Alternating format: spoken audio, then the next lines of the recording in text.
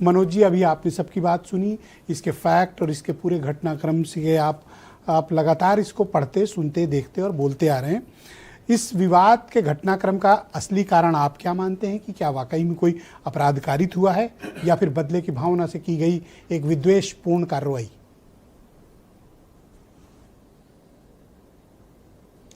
Timing, इस मुकदमे की टाइमिंग 18 की घटना है मौनी अमावस्या को, 24 को पहली एप्लीकेशन है झूसी थाने में, उसके बाद 2 दिन बाद मेल से, फिर डाक से और फिर कोर्ट। 156(3) का मुकदमा। मैं आपको एक नाम याद दिलाता हूं, विभांशु सुधीर, और तारीख याद दिलाता हूं 24 नवंबर 2025। संभल में फायरिंग हुई। विभांशु सुधीर जो मजिस्ट्रेट थे, उन्होंने मुकदमा 156(3) में ऑर्डर दिया कि आप इसको तुरंत 20 पुलिस वालों के खिलाफ तुरंत दर्ज कीजिए। लेकिन अगले ही दिन सरकार कोर्ट चली गई, हायर कोर्ट चली गई। हायर कोर्ट जाना इज नॉट अ प्रॉब्लम, सबके अधिकार में है, लेकिन वो मुकदमा रुक गया। 14 मार्च को सुनवाई होगी उसकी।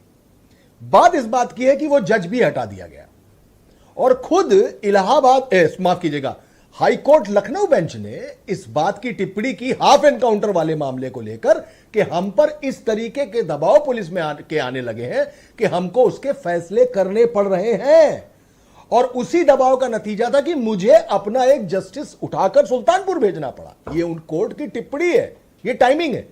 एक लड़की साल भर तक दौड़ती रही कि उसके बाप का पुलिस कस्टडी में मर्डर हो गया है, उसके ताऊ का मर्डर हो चुका है, उसके संग बलात्कार हुआ है, वो साल 6 महीने दौड़ती रही, कुछ नहीं हुआ, कहीं किसी को सुनवाई नहीं थी। जब उसने मट्टी का तेल खुद पर डाला और आग लगाई, तब भी एफआईआर करने से लेकर उस व्यक्ति को पार्टी से बाहर करने और गिरफ्तार कराने में 6 महीने से ज्यादा का समय लग गया, और उसका नाम था कुलदीप सेंगर।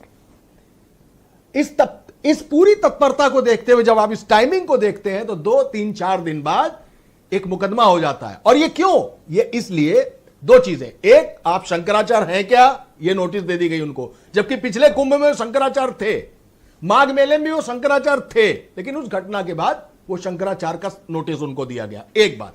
दूसरी बात उठती है कि बटुकों को शिखा खींच खींच के मारा गया, ये सिंपैथी क्रिएट कर रहा था। तो लीजिए साहब, आप शंकराचार्य हैं कि नहीं, इस पर तो सवाल है ही। जिन बटुकों की आप बात कर रहे हैं कि उनको शिखा खींच के मारा गया, जिसको डिप्टी सीएम ब्रजेश पाठक ने कहा कि ये महापाप है 1 महीने बाद, जिनको केशव मौर्य कहते रहे कि भगवान जगत गुरु शंकराचार्य, उनसे आरोप लगा कि इन्होंने मेरे संग यौन शोषण कर दिया। तो एक व्यक्ति के शंकराचार्य पर सवाल लगा हुआ है, दूसरा बटुकों के साथ यौन शोषण का आरोप लगा दिया गया। ठीक है, कोर्ट फैसला करेगी। इस बात जो अभी गुरु स्वामी जी कह रहे थे कि उन लड़कों से, बच्चों से हमारा कोई लेना देना नहीं, मैं उससे बड़ी बात कह रहा हूं। अभी मुक्तेश्वरानंद ने साफ कहा है कि अगर कोई सीडी है तो उसको सार्वजनिक किया जाए, क्योंकि कैमरे विजुअल क्रिएट नहीं करते, कैप्चर करते हैं। मैं जब ऐसी क्रिया में कभी आया ही नहीं तो कोई ऐसा विजुअल होगा ही नहीं। तो मैं सीधे तौर पर इस टाइमिंग पर सवाल उठाता हूं, और इसके पीछे का सिर्फ एक मसला है, भला उसका वस्त्र मेरे वस्त्र से ज्यादा भगवा कैसे। काफी इंपॉर्टेंट बात है ना, किसी के पक्ष के ना प्रतिपक्ष के, बिल्कुल सही है एकदम। तो आप क्या चाहते हैं, इसमें पुलिस को किस तरह से जांच करनी चाहिए, या किसी इंडिपेंडेंट एजेंसी को जांच की आवश्यकता है, ताकि जिस तरह के शक शुबा या लोगों के बीच भ्रम की स्थिति है, सनातन समाज का अपमान हो रहा है, उसका स्पष्टीकरण है? सनातन में सियासत घुसाई है, बड़ी सीधी सी बात है। और ये पॉक्सो एक्ट का मुकदमा है, बर्डन ऑफ प्रूफ तो सामने वाले पे है, शंकराचार्य को प्रूफ देना है कि उन्होंने ऐसा नहीं किया। अभी सीमेंस का मिलना या उसकी फॉरेंसिक जांच अलग की बात है।